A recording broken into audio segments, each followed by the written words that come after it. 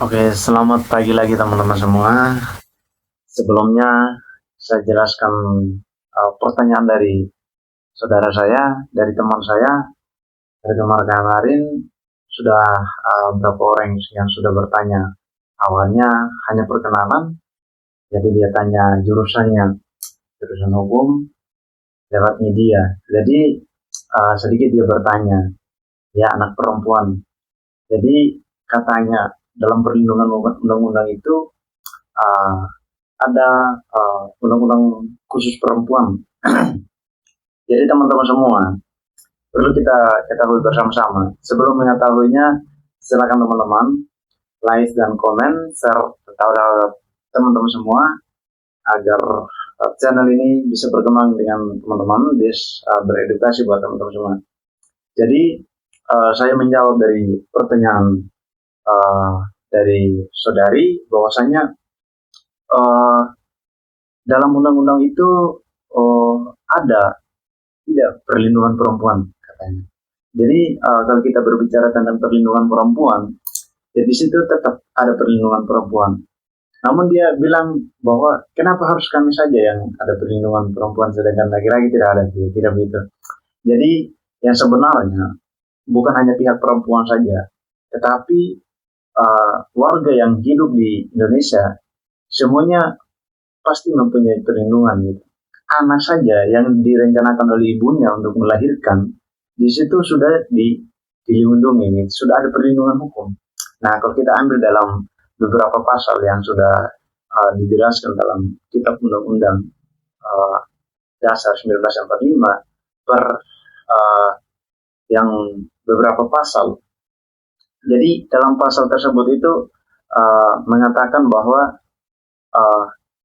dalam pasal ini undang-undang yang mengatur tentang perlindungan perempuan adalah misalnya dalam pasal 281 ayat 2 Undang-Undang Dasar 1945.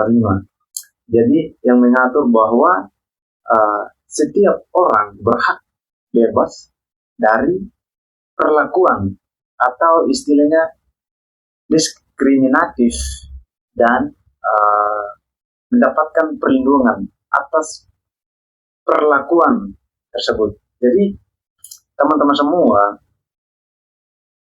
kita sudah ada perlindungan hukum masing-masing.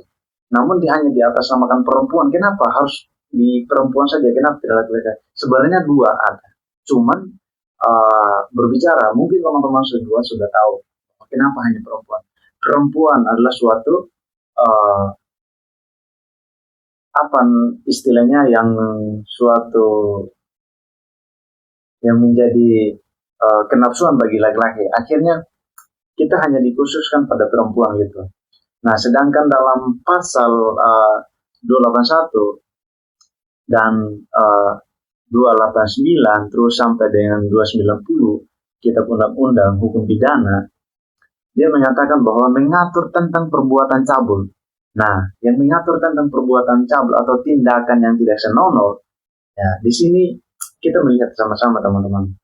Kalau dalam pasal tersebut ini beberapa pasal ini yang sudah diterapkan, sebenarnya kalau kita lihat secara umum, mungkin hanya bukan perempuan saja, karena hanya berbicara tentang perlindungan perempuan. Tetapi di situ juga sama duanya antara laki-laki dengan perempuan. Kenapa? Bagaimana sedangkan di atas namakan perempuan saja? Yang pastinya dua. Misalnya nih, perempuan yang membuat cabul terhadap laki-laki. Bisa tidak? Yang pastinya bisa. Karena dari suatu umpanan, kita bisa juga melihat dari situ. Jadi, perlu teman-teman semua menyadari bahwa bukan hanya perempuan saja, tetapi kita sebagai laki-laki ada. Karena di situ jangan sampai ada timbul baliknya. Jangan sampai perempuan yang membuat cabul terhadap laki-laki atau perempuan yang membuat tidak senonoh terhadap laki-laki. Ada tidak? Yang pastinya ada teman-teman. Karena Kakak Jupri tolong angkat teleponnya, aku mau ajak ngopi-ngopi sambil diskusi merdeka. Jadi perlu teman-teman Kakak Jupri tolong angkat teleponnya, aku mau ajak ngopi-ngopi sambil diskusi merdeka. Ada yang telepon. Jadi perlu Kakak teman-teman Jupri semua. tolong angkat teleponnya, aku mau ajak ngopi-ngopi sambil diskusi merdeka. Mohon maaf ya ada telepon. Kakak Jupri tolong angkat teleponnya, aku mau ajak ngopi-ngopi sambil diskusi merdeka. Selamat Kakak siang. Jupri tolong angkat